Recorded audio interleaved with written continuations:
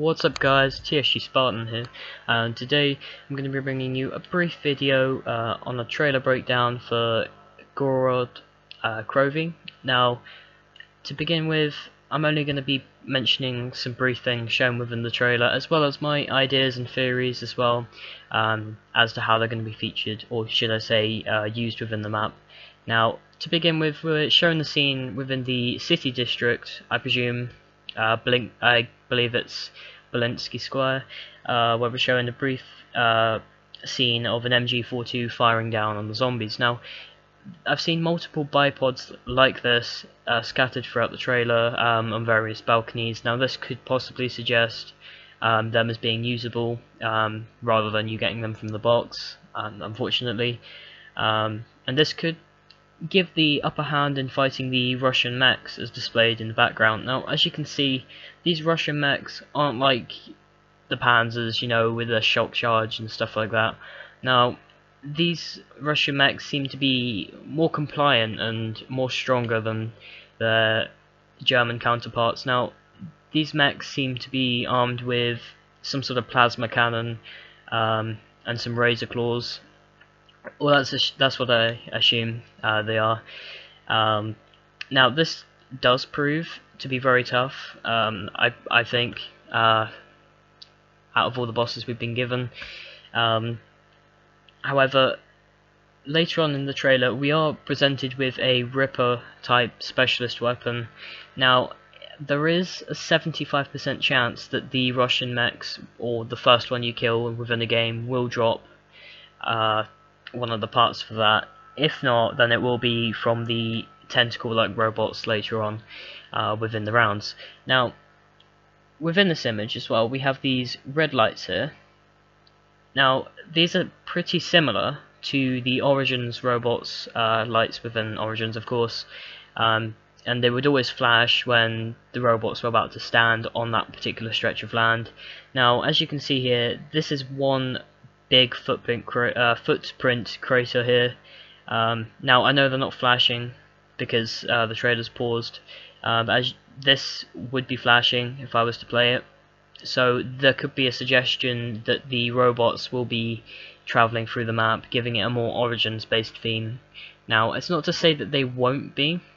I'm just giving a rough idea as to the possibility of it happening. Now, if we move on, moving on. Okay, so as we get to this bit of the trailer, we're presented with an electrified skeleton. Now, we've seen the skeletons back into Eisendrache during the boss fight. Now, of course, there's nothing you can really say about these, but it's just a speculation as to how these will affect the player. Whether these will disable perks that the player is carrying or disable certain abilities is left unknown. But there is one thing within this scene that is very interesting now. Now it's these pillars, or the flamed pillars over to the left here. Now, it's not the pillars I'm generally interested in, it's this control panel like thing here. And the fact that it's placed so significantly in that spot, like you wouldn't just go and stick something like that in the corner, in the background like that. It's just going to stand out, and Treyarch never put things there for a reason. No, sorry, they put things there for a reason. They don't just put things in random places, you know, just to make things interesting. You know, they always give the speculation, you know, and open all these doors to theories and other things that could possibly happen. So yeah, moving on. Okay, so I apologize. Okay, so if we come to 0.59 seconds within the trailer, we're presented with these tentacle-like robots, of course, which say 935 on them. Now, this does show that they are controlled in some way. Of course, it's unknown how, and hopefully the ciphers or pieces of paper within this map, should I say, will give us better knowledge as to how these robots were created. Now, as you can see at the top of the image here, we are presented with a green light here, now along with the original blue light. Now, I've got a slight idea that that could be related to the drop pods that drop throughout the game. This could just be to let you know where they are and where they drop specifically, but I have no idea. and that's all I can really give on this one. And we are presented with the shield that emits some sort of green gas that appears to affect the zombies in a great way. Now, whether this is like the rocket shield, which had a secondary sort of ability, which was a rocket boost, this could be the same thing here. Of course, we don't have enough information to back this up, but it's most likely that this will be the case. Okay, so moving on. So as we move on here, we are presented here with the drop pod. Now, as you can see here, this drop pod is emitting electricity, so this isn't just an ordinary drop pod that gives you whatever or contains something inside.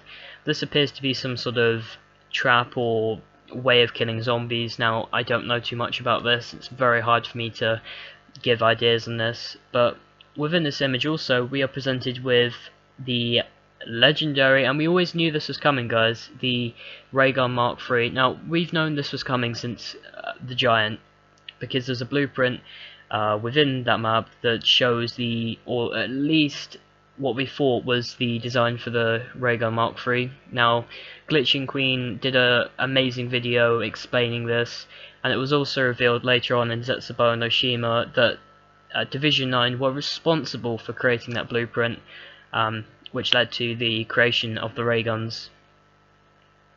Okay, so as we move on to the next scene, so we're presented with this box image. Now, we already know that the Mark IIIs are in here, but the thing that is so great that everyone was hoping would appear in this map is, wait for it, the PPSH, guys. That's right, the PPSH, as you already know, is back in this map since World at War, and it's been a fan favourite for ages. And it's just great that they've actually included this, and it really does fit the Russian theme within this map as well. So, okay, so that's that, and then there's nothing really left to say, and the only thing we can say is, back in Zetsubo and Oshima, we were given slight hints as to the controlling of the dragons, because we had various ciphers in the dragon room as well to get one of the cogs for the Easter egg. We were presented with a piece of paper that showed these control stations, what we thought was some sort of control-like thing for the dragons, and we all just thought, it was just an Easter egg, it was nothing special like the Ice and Droha. But as we progressed through Zetsubo and Oshima, we were given a bigger insight into what was going on behind Division 9's closed doors, and we were finally given this scene here, which is really amazing, and you can tell Treyarch yet again have put so much detail into this, and it's going to be really great to see how this affects how we travel throughout the map. And there is a definite possibility that this could be how we get Pack-a-Punch, although I could be wrong. This is definitely one of those ways. Now, I don't have a lot of time, unfortunately, so this has just been a quick breakdown. But there is one thing I'd like to mention as well. Recently, NoahJ456 has pointed out that within the dynamic theme for GOROD KROVI, we've noticed a fire-like perk that's been presented to us. Now, I may do another video on this just to give an idea in theory, but this one will have to come another day. But I hope you guys have enjoyed this video, and please feel free to leave a like and subscribe, and it'll be really great to hear your thoughts on this. And it's been an honour, guys. Thank you very much, and I'll see you guys very, very soon.